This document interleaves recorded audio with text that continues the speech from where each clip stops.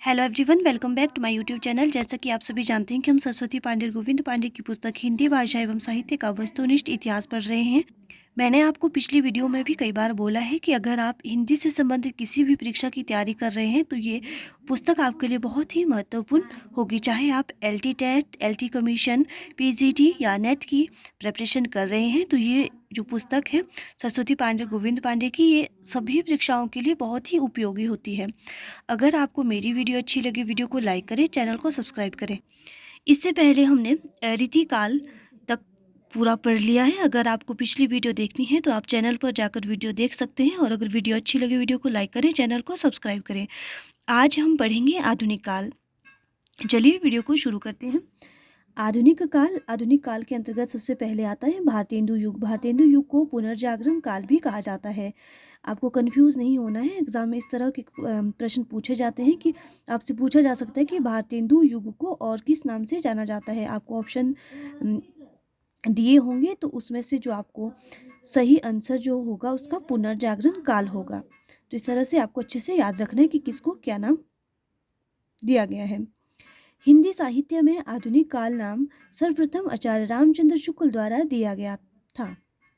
ये भी महत्वपूर्ण है कि आधुनिक काल जो नामकरण है ये किसके द्वारा दिया गया है, तो ये दिया गया आचार्य रामचंद्र शुक्ल जी के द्वारा। रेनेसा, नवजागरण या पुनर्जागरण शब्द का प्रयोग सर्वप्रथम प्रसिद्ध फ्रांसीसी इतिहासकार मिशे सेट ने 19वीं सदी के पूर्वार्ध में किया था। जो ये प्रश्न है ये नेट के एग्जाम में पूछा गया है कि जो रेनेसा है इस शब्द का प्रयोग सर्वप्रथम जो किसने किया था, तो ये किया था प्रसिद्ध फ्रांसीसी इतिहासकार मिशे सेट ने। तो आपको याद रखना है। कुछ आलोचकों ने नवजागरण और पुनर्जागरण में शाब्दिक भेद करते हुए भक्ति काल को क्या कहा है, नवजागरण, तथा 19वीं सदी से आरंभ होने वाले जागरण को पुनर्जागरण कहा है। डॉक्टर रामविलास शर्मा ने हिंदी नवजागरण के 2 हिस्से किए हैं। ये महत्वपूर्ण है।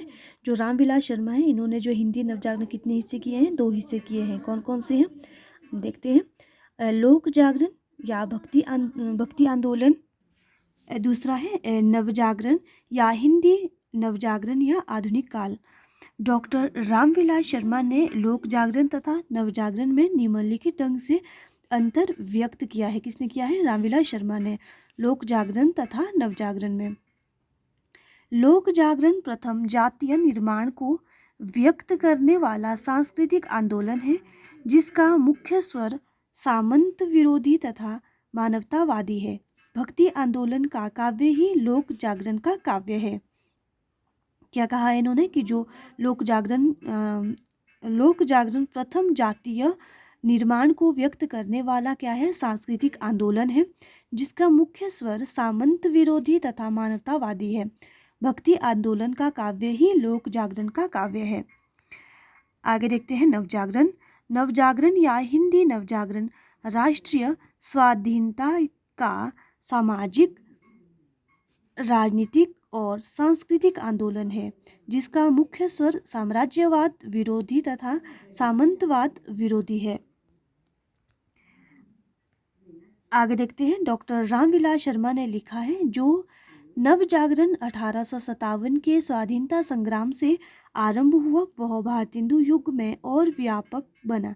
उसकी साम्राज्यवाद विरोधी, सामंतवाद विरोधी प्रवृत्तियां द्विवेदी युग में और पुष्ट हुई। फिर निराला के साहित्य में कलात्मक स्तर पर तथा उनकी विचारधारा में ये प्रवृत्तियां क्रांतिकारी रूप में व्यक्त हुई। डॉक्टर मैनेजर पांडे ने लिखा है, ये कथन बहुत ही महत्वपूर्ण है। रामविलास शर्मा हिंदी नवजागरण और उसके साहित्य की विशेषताओं का सशक्त, स्वतंत्र और प्रामाणिक विवेचन करने वाले पहले व्यक्ति हैं। एग्जाम में पूछा जा सकता है कि ये कथन किसका है, तो ये किसका है, डॉक्टर मैनेजर पांडे ने ये लिखा है। किसके बारे में, रामविलास शर्मा के बारे में। डॉक्टर रामस्वरूप चतुर्वेदी ने लिखा है, पुनर्जागरण 2 जातीय संस्कृतियों की टकराहट से उत्पन्न रचनात्मक ऊर्जा है। किसने कहा है, ये डॉक्टर रामस्वरूप चतुर्वेदी ने कहा है कि जो पुनर्जागरण है ये 2 जातीय संस्कृतियों की टकराहट से उत्पन्न रचनात्मक ऊर्जा है। हिंदी में आधुनिकता और पुनर्जागरण के प्रवर्तक और पितामह भारतेंदु हरिश्चंद्र को माना जाता है। ये प्रश्न भी एलटीटेट में कई बार पूछा गया है कि आधुनिकता और पुनर्जागरण के प्रवर्तक या पितामह किसे कहा जाता है, तो भारतेंदु हरिश्चंद्र को कहा जाता है। आगे देखते हैं, विभिन्न विद्वानों ने भारतेंदु युग का काल निर्धारण निम्न ढंग से किया है। किसका? भारतेंदु युग का काल निर्धारण। प्रस्तोता अर्थात प्रस्तुत करने वाला, सीमांकन मतलब इसकी जो समय सीमा मानी है, उसके बाद है काल का नामकरण। सबसे पहले है मिश्र बंधुओं ने जो इसका जो समय सीमा बताई है वो बताई है 1869 से 1888 ईस्वी, और जो काल का नामकरण है वो है वर्तमान काल।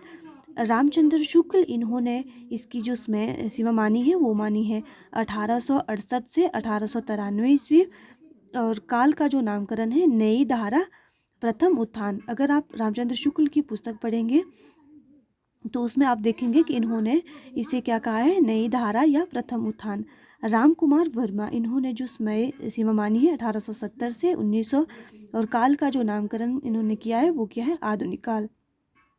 केसरी नारायण शुक्ल 1865 से 1900, रामविलास शर्मा इन्होंने 1857 से 1900, और जो नामकरण इनका है वो है नव जागरण। भारतेंदु पूर्व काव्यधारा सन 1843 से 1867 ईस्वी तक का कृतित्व भारतेंदु युग की पृष्ठभूमि के रूप में जाना जाता है। आज हम इतना ही पढ़ेंगे, यहाँ से आगे हम कल पढ़ेंगे। अगर आपको वीडियो अच्छी लगे, वीडियो को लाइक करें, चैनल को सब्सक्राइब करें, और साथ ही साथ अगर आप इसके नोट्स बनाना चाहते हैं तो आप इसके नोट्स भी बना सकते हैं। जो महत्वपूर्ण पॉइंट है उनको आप नोट करते रहेंगे तो आपको परीक्षा के टाइम में पढ़ने में आसानी होगी। चलिए वीडियो को एंड करते हैं।